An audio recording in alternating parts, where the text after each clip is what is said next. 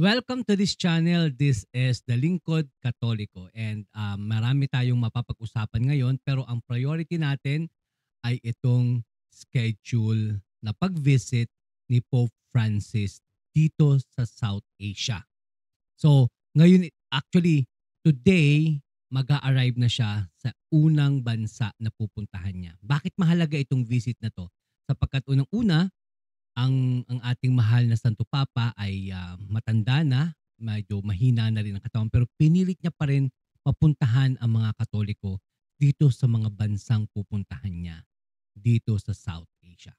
So bago tayo pumunta dyan, I would like to invite you to subscribe in this channel at ating pong i-like and share at i-click ang notification bell button para lagi tayong handa sa aking mga upload dito sa Lingkod Katoliko channel. So, makikita nyo dito sa pinost ng ating Rappler, no? Na merong schedule ang pagdating ni Pope dito sa Asia. Okay?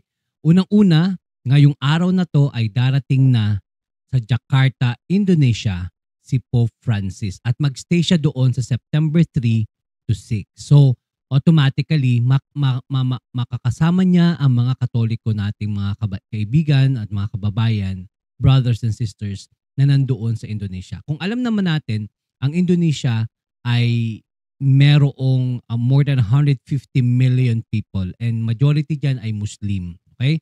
Pero meron din tayong mga around 7% ng population ng Indonesia ay mga Katoliko. At dito nga ay pupuntahan niya, bibisitahin niya ang isa sa pinaka-katedral, no, matagal ng katedral doon sa Indonesia. And opposite of that cathedral, which is very historic, ay ang isa namang mosque, no, ng Muslim. And hindi siya gagamit ng kotse papunta doon kasi naggawa na rin, first time na makikita ngayon na nagawa ng tunnel ang Indonesia from the cathedral and to sa ilalim hanggang doon sa mosque, at ito nga ay magagamit ni Pope Francis. Ang maganda dito, ito ay ginawa talaga ng Indonesia kasi ang ano nila ay tolerance, no? Or yung para sa kanila mahalaga rin ang ginagampanan ng mga Katoliko na iba't ibang mga Kristiyano doon sa kanilang bansa. So this will be a tolerance tunnel na gagamitin para makapunta si Pope from the cathedral to the mosque na siya namang imimit niya ang Grand Imam ng Muslim. Okay? So, magtatagal siya doon hanggang September 6. Tapos, after ng Indonesia, ay siya naman ay pupunta doon sa Papua New Guinea. Okay? So, from 6 to 9, no? September 6 to 9. So, ang Papua New Guinea ay maliit lang na bansa pero meron din tayong mga Katolikong mga kapatid na nandoon.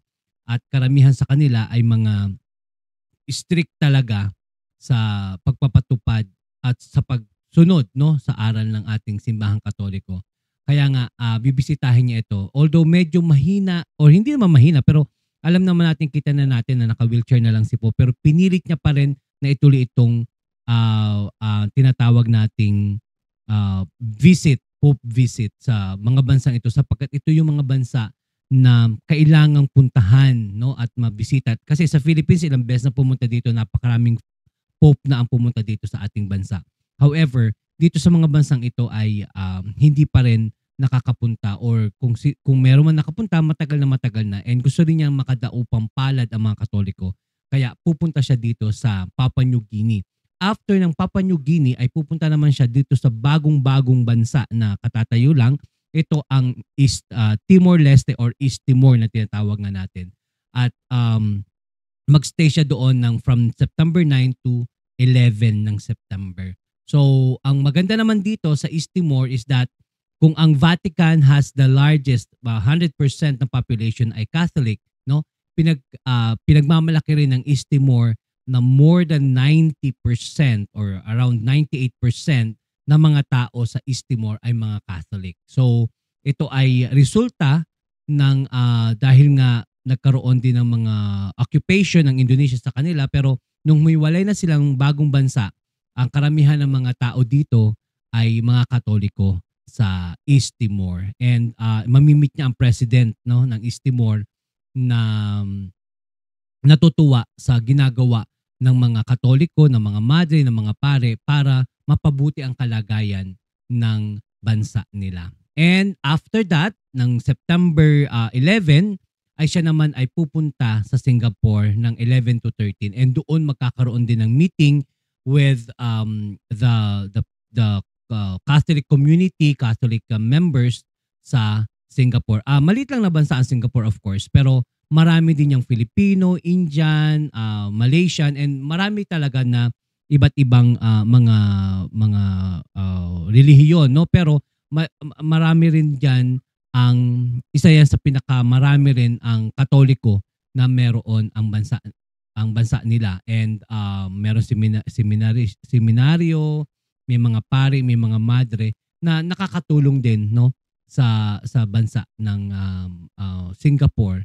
And ito ay sinasabi ng karamihan na ambitious trip, no, kasi napakatagal. It will take like 10 days, no, 11 days na travel from napakalayong biyahe niya, kasi manggagaling siya sa Rome, sa Italy, sa Vatican, tapos magbabiyahe siya papunta dito sa napakalayong lugar ng Jakarta, Indonesia, hanggang sa makarating ng Singapore. So ang tanging hiling lang natin ngayon ay ipagdasal natin ang ating mahal na Santo Papa na sa kanyang pagdating sa Jakarta ngayong araw na to ay